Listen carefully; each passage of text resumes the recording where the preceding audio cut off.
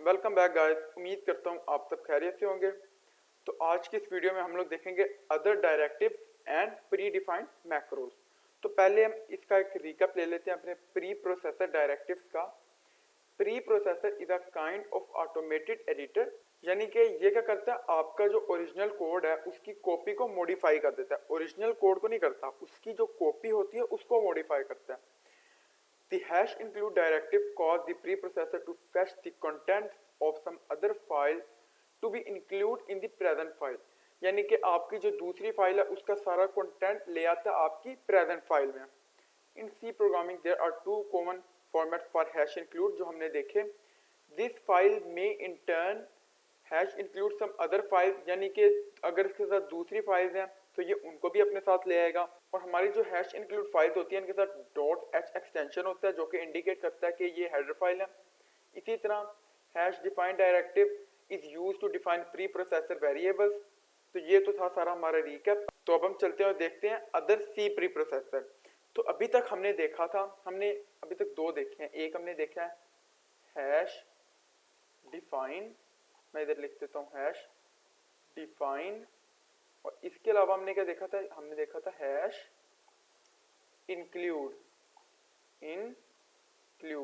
ये दोनों मैं आपको अच्छे तरीके से समझा चुका हूँ। और उसी के साथ साथ अब मैं आपको बताता हूँ हैश अनडेफ। ये भी हमने पीछे देख लिया लेकिन मैं आपको दोबारा बता देता हूँ। हैश, इधर हमने अनडेफ लिखना था, हैश अनडेफ।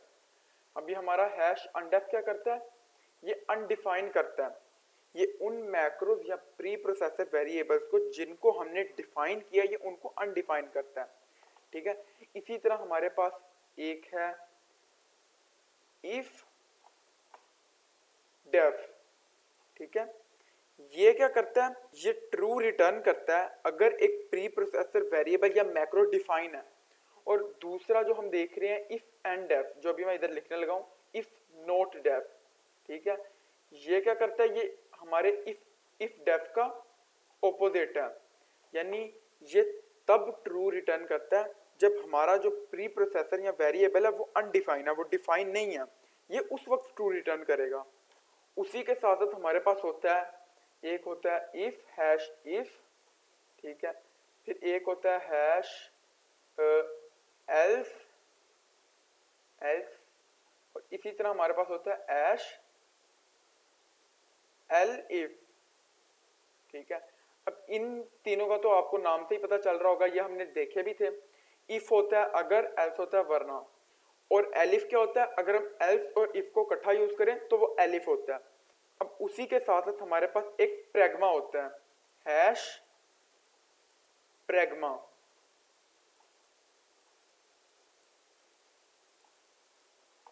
हमारा हैश प्रेग्मा यूज होता है to issue some advance command to the compiler. तो एक कंपाइलर को अगर आप एडिशनली कोई स्पेशल कमांड देते हैं तो वो प्रेग्मा की मदद से आप उसको देते हैं। तो अब हम आगे चलते हैं और अपने प्री डिफाइंड मैक्रोज देख लेते हैं। अब सबसे पहला जो हमारा प्री डिफाइंड मैक्रो है वो है अंडरस्कोर।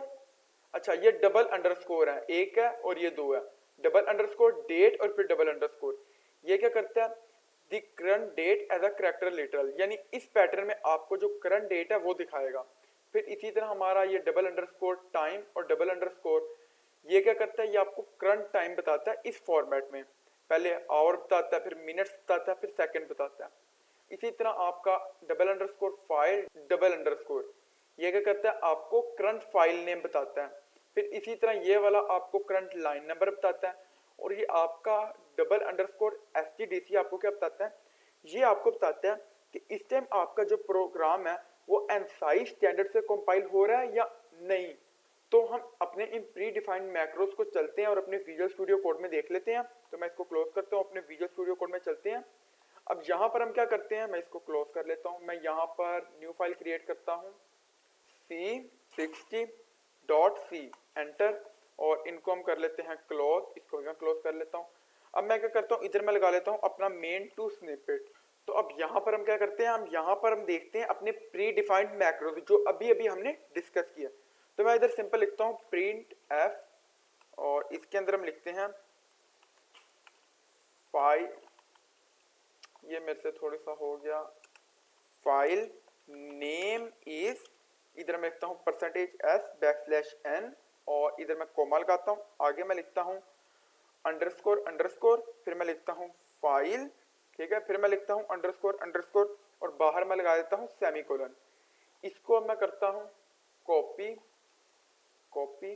इसको मैं पेस्ट। हम इसको रन कर लेते हैं। इसको मैं रन करता हूँ तो ये हमारा, ये देखें, ये मेरा फाइल नेम इस 60.c आ गया। ये हमारी फाइल का नाम क्या है, 60.c। तो ये मैंने इसको 5 टाइम क्यों लिखा, अब आप ये सोच रहे होंगे मैंने 5 टाइम इसलिए लिखा। अब मैं इधर लिखता हूँ, इसको मैं करता हूँ टुडेज डेट इज %s और इसको मैं इधर कर देता हूँ डेट, ठीक है। अब हम इसको रन करते हैं तो ये देखें फाइल नेम इसने हमारा c60.c बता दिया। टुडेज डेट इज March 3, 2020, इसने हमें आज की डेट बता दी। अब मैं नीचे लिखता हूँ, इधर मैं लिखता हूँ, इसको मैं करता हूँ टाइम नाउ इज और इधर मैं कर देता हूँ टाइम, ठीक है। और इसको हम फिर रन करते हैं तो ये देखें अब इसने मुझे टाइम बता दिया कि 2:59 और इतने सेकंड। ये इसने मुझे आवर बताए, ये मिनट बताए, ये सेकंड बताए। अब हम क्या करते हैं, अब हम देख लेते हैं हमारा लाइन नंबर देख लेते हैं। तो मैं इधर कहता हूं लाइन नंबर इज और इसको मैं कर देता हूं %d। इधर मैं क्या लिखता हूं, इधर मैं लिखता हूं लाइन, ठीक है। इसी तरह अब हम इसको रन करके देख लेते हैं तो ये देखें लाइन नंबर 8, ये मेरी 8 लाइन पे है तो ये देखें लाइन नंबर 8। और इधर मैं लिख लेता हूं एनसाई, हम क्योंकि इधर देख रहे हैं हमारा ये एनसाई स्टैंडर्ड से हो रहा है या नहीं, तो इधर मैं लिख देता हूं STDC, ठीक है। अब हम इसको फिर से रन करते हैं तो ये थोड़ा टाइम इसने ये क्या कह रहा है, इधर हम %d लिखते हैं। अब मैं इसको रन करता हूं तो ये देखें सबसे पहले ये सारे क्या थे, हमारे प्री डिफाइंड मैक्रोज हैं, ये जो हमने देखे हैं file, date, time, line, STDC। अब फाइल से उसने मुझे क्या बताया, मेरी फाइल का नाम बताया c60.c। डेट से उसने मुझे क्या बताया, डेट बताई आज की March 3, 2020। फिर टाइम उसने मुझे क्या बताया, टाइम उसने बताया, ये मुझे उसने आवर बताए, ये उसने मुझे मिनट्स बताए, ये उसने मुझे सेकंड बताए। फिर लाइन नंबर उसने इधर क्या बताया 8, ये देखें लाइन नंबर इज 8। एनसाई उसने 1 से जवाब दिया कि मतलब ये हमारा एनसाई स्टैंडर्ड्स को फॉलो कर रहा है। अगर वो 0 से करता तो इसका मतलब था नहीं कर रहा। अब अगर ये देखें मैं इस लाइन नंबर को ऊपर ले जाऊं, अब मैं इसको रन करूं तो ये देखें अब ये मुझे क्या देगा, लाइन नंबर इज 7, ठीक है। तो ये थे हमारे प्री डिफाइंड मैक्रोज जो कि हमने इस वीडियो में देखे। उम्मीद करता हूं कि ये आपको समझ आए होंगे। तो अगर आपको कोई चीज समझ नहीं आई या आप कुछ पूछना चाहते हैं तो आप कमेंट में मेरे से पूछ सकते हैं। तो मिलते हैं अगली वीडियो में, तब तक के लिए खुदा हाफिज।